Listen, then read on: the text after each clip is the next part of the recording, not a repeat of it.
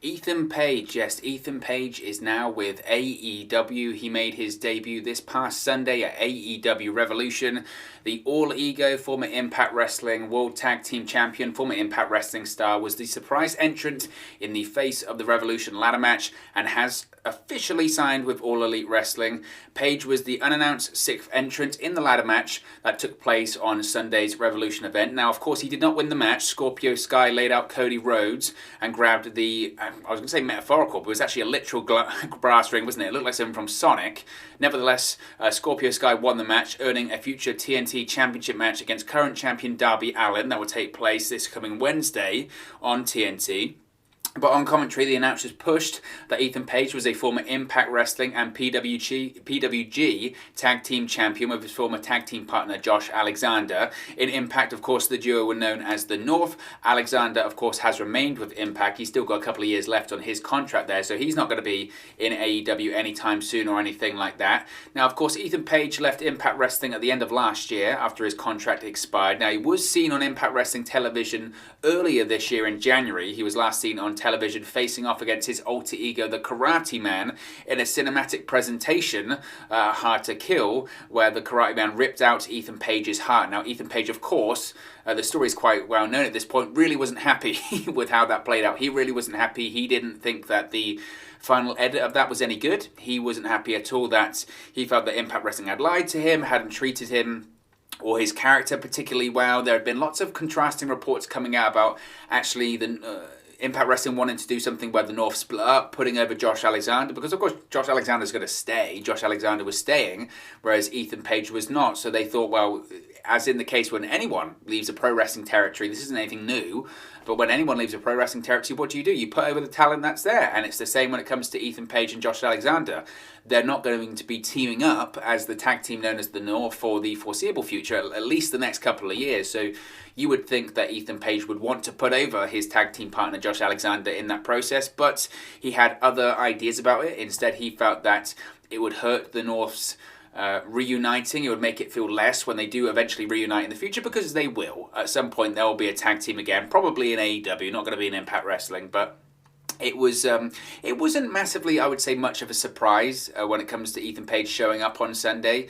I think I did a video talking about Christian earlier and his signing with AEW, and it's kind of the same here when it comes to Ethan Page. Frankly, that when if you put logic together, and if you look at it now, and I know it's easy looking at it in hindsight to say, well, actually, it all makes sense that Ethan Page would sign with AEW, and it's the same with Christian. It all makes sense that Christian Cage would now sign with AEW because we know it for a fact. But if you look back at WWE's last major talent announcement, and they did that big announcement of all the people they had signed and they were going to be debuting at the Performance Center, it was WWE's biggest class ever to actually report to the Performance Center. That was announced a couple of weeks ago, and that included a lot of former Impact Wrestling names. Names like Taya Valkyrie, names like Christian Blake, names like Eli Drake. All of those names were involved in there. And of course, once Ethan Page wasn't involved in there, it should have raised some alarm bells, or at least people started to put two and two together going, okay, if Ethan Page was going to be signed to WWE, if he had agreed a deal to be signed to WWE, he wouldn't be going straight to the main roster. He wouldn't be going straight to Raw, SmackDown. Ethan Page is a massive star, I think, or potential anyway to be a big star. He has some fantastic qualities, and I really do think he has a lot of star potential, but he is still, in the grand scheme of things, he's not this, of a level of an AJ Styles or anyone that's going to go straight to Raw or SmackDown. He would still have to go through the process. He would still have to go to NXT, be there for at least a year or so, find his character, do the work with Triple H and Shawn Michaels and all of those guys in NXT, and then eventually go to the main roster to get his career ruined by the creative brain trust that is Vince McMahon and Bruce Pritchard. That's the pattern. That's how it works.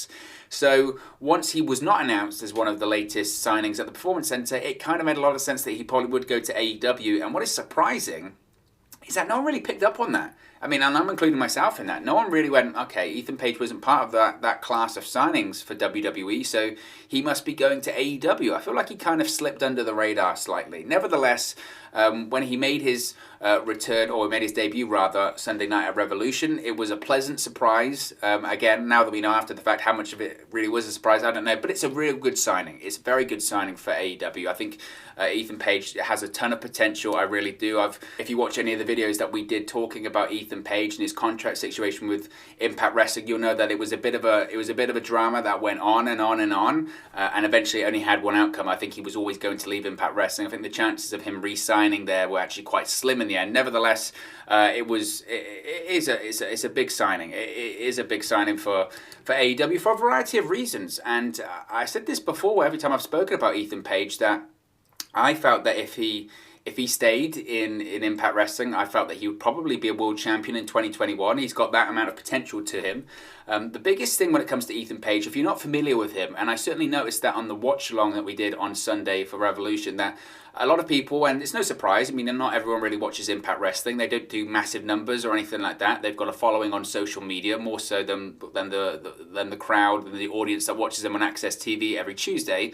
A lot of people aren't familiar with Ethan Page, and if you're not, this is what I said on the watch-along, that it won't really, I think, be Ethan Page's work in the ring that will get him over and endear him to the AEW audience. He's a very good wrestler, and the North did have fantastic matches. Don't get me wrong. The North had some fantastic tag team matches during their championship reign. Ethan Page was one half of the longest reigning tag team champions in the history of Impact Wrestling. That's how significant Ethan Page is in terms of a signing to AEW. But what will really endear Ethan Page to the AEW audience, what will get Ethan Page over, is his charisma, is his ability on the mic. There aren't many people, and I'm including some real big names in this category when I say this about Ethan Page, but there aren't many people that can really cut a promo like Ethan Page can at the moment. I mean, it is just a fact. Now, some people that haven't watched Impact Wrestling, some people that haven't watched Ethan Page will say, that's not true, that's, you've got some fantastic talkers currently in the world of pro wrestling, and you do, but that charisma, that ability to cut a promo, you can't teach it. You can't. And Ethan Page has that intangible quality. He really does. So I think that's the biggest get when it comes to AEW. I really think so. Ethan Page will have good matches. He will develop and he will continue to establish this character that he's been building for a long time. But it'll be the promos that I think that really get him to stand out in AEW. Now, I'm not going to change my opinion when it comes to Ethan Page going to AEW, because I know some people might say you're a bit hypocritical if I'm just praising everything about Ethan Page going to AEW. He's going into a very stacked company and a very stacked roster right now. That's the case for anyone that signs for AEW right now. I'm including the likes of Paul White and Christian Cage, people that are really established and aren't going to have an issue getting on Dynamite, but they're going into a very stacked roster right now. The roster in AEW is very large. Now, the difference between that and WWE is, of course, you've got lots of different shows, lots of different brands that you're going to be split out across. When it comes to AEW, look, I know they've got Dark, and I know they've got Dark Elevation, which are going to be their 2 shows on YouTube. The audience, despite it being YouTube, is going to be what it is. It's going to be relatively limited in terms of making, big newsworthy, buzzworthy events. That's going to be difficult to do on a YouTube show. The prime real estate when it comes to AEW right now is Dynamite on Wednesday nights on TNT. Ethan Page, is he going to struggle to get on Dynamite? Not initially. He's a new signing. I'm sure he's going to be on Dynamite on Wednesday and the following Wednesdays. But after time, as time goes on, look, that mid-card, which is where Ethan Page will be going in initially, that's a stacked mid-card. That's a stacked roster right now when it comes to AEW. And I believe in my heart, I think that Ethan Page has it about him to establish himself as credible wrestler on the roster and stand out. I think he's got enough about him, enough about his character, enough about his personality, enough about his ability in the ring as well to stand out as a prominent figure in AEW, but it's going to be tough. It's tough for a lot of signings to get on Dynamite every single week. We talk about Miro, right? Miro is one of those names that I think when he signed with AEW last year, everyone was very, very excited, myself included, because we thought finally, Miro is going to be this guy that's going to be a main eventer. Finally, he's going to be competing for world championships, which he should have been doing a long time ago. This was a guy that was one of the most popular acts in WWE for a period of time. The whole Rusev's Day stuff, he'd have arenas chanting his name. He'd be the #1 merchandise seller in the company, and he still couldn't get that main event opportunity to be a world champion. We thought finally, now that he's in AEW, that's going to be the case. And unfortunately for Miro, he's doing the same thing he was doing in WWE. He's part of Bad Wedding storylines. So I think when it comes to Ethan Page, and as an established star like Miro that was on WWE television for, 6 years or something like that. So Ethan Page does have a lot of promise. He has a ton of charisma. He has a ton of potential. Physically, he's in the best shape of his life right now. If you've seen his physical transformation alone that he's done over the past 12 months, that's incredible. He's done vlogs about it. He does weekly vlogs as well, so be sure to check that out on his YouTube channel. He does have it about him to stick out, but it's going to be tough. And this was my thing when I was saying about what should he do regarding his future of Impact Wrestling. I said at the time I felt it would probably be the best thing for him to stay with Impact for one more year, because I felt that he could. Because you have to remember as well, he was always in a tag team with Impact. Of course, he started off as a singles and then they moved together to become a tag team in the North, but he made his name as a tag team in Impact, being part of the North with Josh Alexander, and I felt that they needed to do the split in Impact, and then he needed to progress as a singles in Impact first before going to an AEW, because he needed to come in maybe a bit hotter. He needed to come in as a big star, because that's initially how you're going to differentiate yourself from the other people on the roster. And obviously that wasn't the case, because they never really did the split in Impact Wrestling in the end. He just did the whole Karate Man alter ego stuff and then he left. So again, that's going to be difficult, because he's got to find his niche in terms of being on the roster, but he's also got to find his niche in terms of being a singles talent in AEW as well. And I think with the roster being so competitive and spots being so selective right now, frankly, because you can only get so many people on that show. That's why they've got so many factions in AEW right now. Yes, they're copying the sort of Japanese New Japan kind of style of everyone having a stable, everyone being part of a faction, but also they're just trying to get names on the show, because they've got so many under contract and they've only got a certain amount of time and a certain amount of places on Dynamite every Wednesday, that they're just trying to get everyone onto the television program at once. That might be the same for Ethan Page, unfortunately. I don't think it would be best suited for him to sign up with a Team Taz or go to another faction or anything like that. I think he's best served being on his own right now, because the only other faction he should be involved in should be with Josh Alexander in the North. I just think it might be difficult, and I hope I'm wrong. I really do hope I'm wrong, but I think initially Ethan Page, I don't think he's going to go after the AEW World Championship anytime soon. Furthermore, I think Kenny Omega's the world champion, so that heel versus heel dynamic when Ethan Page is there's no way Ethan Page should be a babyface. He's by far a better heel. I don't see him going after the AEW World Championship anytime soon. I think the TNT Championship would be perfect for him.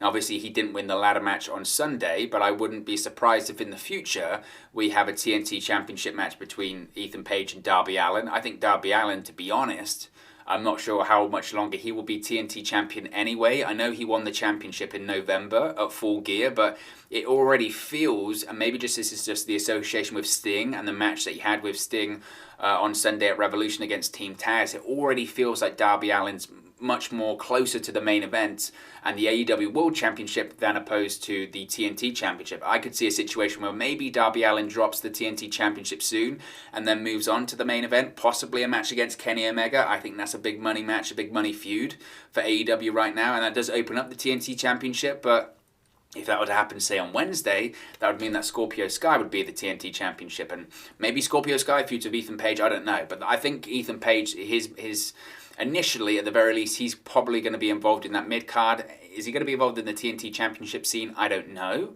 I know he obviously does have history with Cody Rhodes. He does own his own promotion, Ethan Page, which did stream on Impact Plus. I'm not sure how that's going to change in the future now that he's no longer under contract, of course. But as part of that promotion, him and Cody Rhodes were that promotion's tag team champions. So there's something they could do with that, I suppose. Ethan Page having his first feud against Cody Rhodes in AEW is a big deal, because in the land of AEW, in the land of All Elite Wrestling, Cody Rhodes is God, isn't he? He is one of the AEW EVPs, but certainly he is heavily featured. Just look at his entrance, features more pyro than the ring exploding in the main event at Revolution. So that would be massive for Ethan Page. It would certainly establish him as a credible star and a credible name in AEW. The concern, I guess, would be that if Ethan Page is going in to have a feud with Cody Rhodes, he's probably not going to win that feud, and I'm not sure how much that does to establish him, especially considering that, again, he's finding his niche as this single star.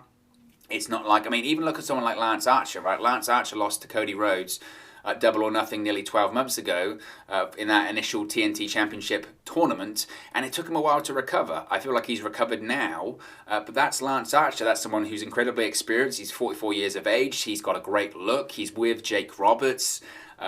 He's a big man, and he's an attraction regardless. Could someone like Ethan Page recover from a loss like that to Cody Rhodes? I don't know the answer. So it certainly is going to be interesting, no doubt about it. It's a big signing. It's a great signing for AEW, a great talent. Another name that hasn't been touched by WWE too.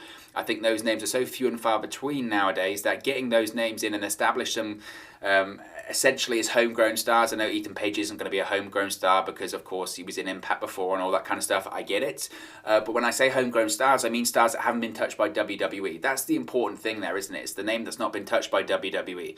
And if AEW can build their roster around names like that, whether it is an MJF, I know Scorpio Sky, a Darby Allin, a Jungle Boy, those are the names in the future that are really going to carry AEW.